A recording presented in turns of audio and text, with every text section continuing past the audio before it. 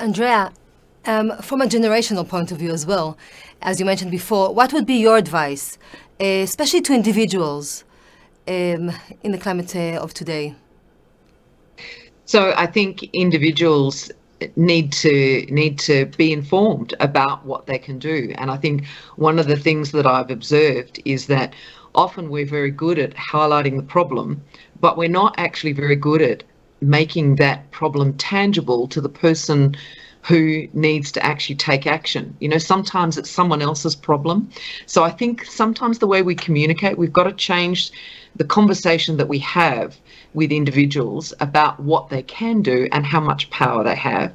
I do think that we need to engage industry. Industry are part of the solution. If we don't bring them in and start to talk about how they need to transition and quickly, then we're not going to be successful. And then, of course, we need governments and other sectors to move as well.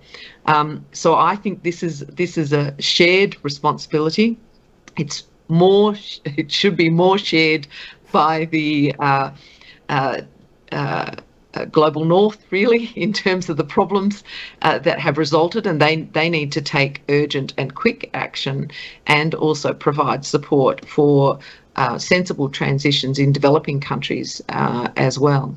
So from my view, if we all see this fabulous planet as a shared responsibility, and that it's all of our responsibilities to take action and to do the sorts of things and to change, then we will. And I guess I'm seeing it. I look at all of these people that I talk with, I don't think I have ever seen so many people actually talking about the environmental issues and what we can do to address them at any point in time. I've always felt like you're fighting. You're always fighting government, you're fighting industry, you're fighting everybody to get the message through about what we're actually doing. Whereas I do see now many, many more voices, but I still think we need to provide the solutions and the information and that really strong evidence base for everybody, wherever they are, so that people can make good decisions. Thank you.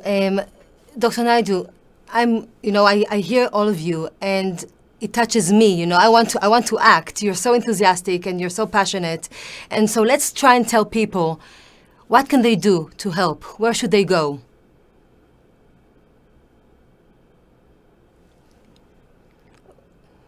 You're mute again. So sorry.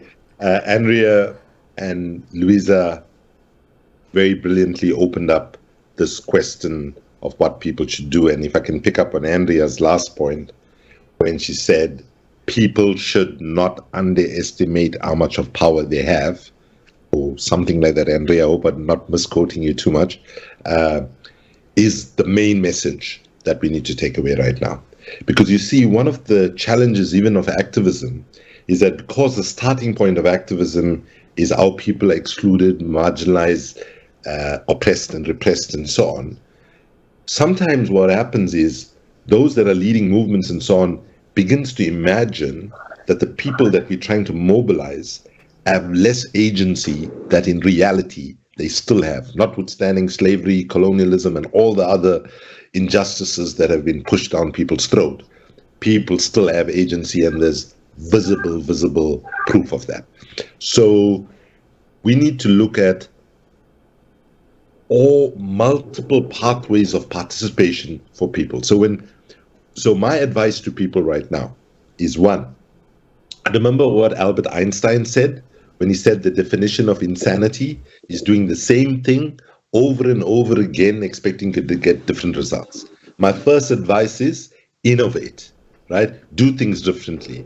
Louisa and what she and her colleagues have achieved within young people is an example of not waiting for other organizations that have been there for a long time, but saying, well, if you're not getting it done, we're going to step forward and organize and mobilize. So I would say challenge yourselves about doing things in a different way, because why would we assume that if we continue in the same way that we've been going on for the last 5, 6, 7 decades, we're going to get our alignment with the science? It's never going to happen if we don't figure out additionality to the toolbox of activism.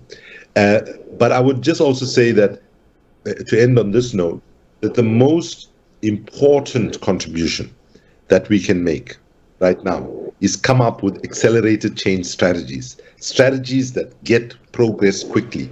So to those of you who are thinking about where do I put my energies, I would say to you, follow the money, follow the money, follow the money, right? We don't have time to fight every fossil fuel company. We don't have time to fight every company that's destroying forests, our oceans, and so on. But if we follow the money and look at who is financing all of these projects, right, and shut the flow of money at source so it's not going to those bad projects, that would give us an accelerated progress much faster than what we have right now.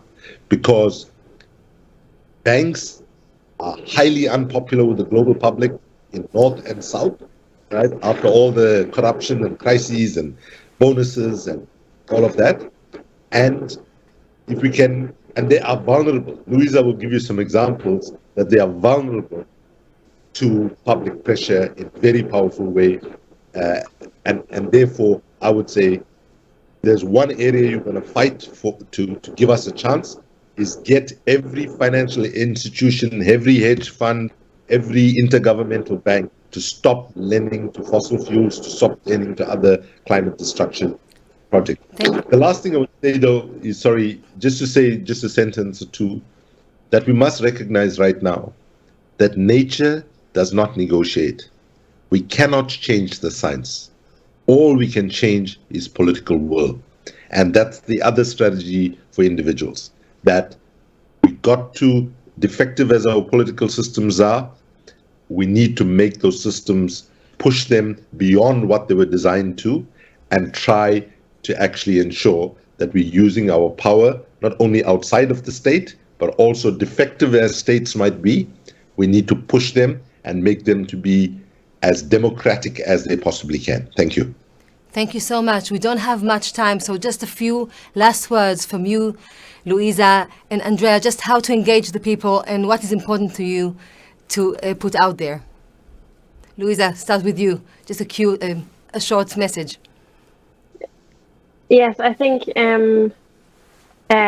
very quickly, Kumi talked about innovating, about following the money. I would say look around. There happen to be some brilliant campaigns on very, very important things that we need to stop. Most importantly, some of the so-called carbon bonds. These are the giant fossil fuel projects that will blow up our entire carbon budget. And a small carbon bomb, that is the so-called EACOP pipeline, the largest crude oil pipeline to be built in the world in East Africa. And that is actually one of those projects where we're looking at who is financing these, who's ensuring these projects, who is behind them, and how can we stop them. And just next week, we will have some meetings with some major banks behind that. We already got 15 insurances out of that project because we built people power behind that. And that is how we can actually stop fossil fuel expansion everywhere. So look around there, some of these projects, look up Stop EACOP, for instance, it's an international campaign, and I'm sure there are many, many others. As important as it is to go the new ways, it's also important to look where other people are, because somewhere there's someone who's in desperate need of your support, and you are very wanted. Thank you so much. Andrea, last words of wisdom from you? Okay, I've got to be really quick. So the first thing is value the environment. The environment supports us. It's a human right to have a healthy environment. So I'd encourage anyone, wherever you are, to actually learn about your local environment and what's actually happening with it. Observe those changes and do one thing. You don't have to do everything, but at least do one thing. And then once you start to do one thing, you'll start to realize that everything else is possible.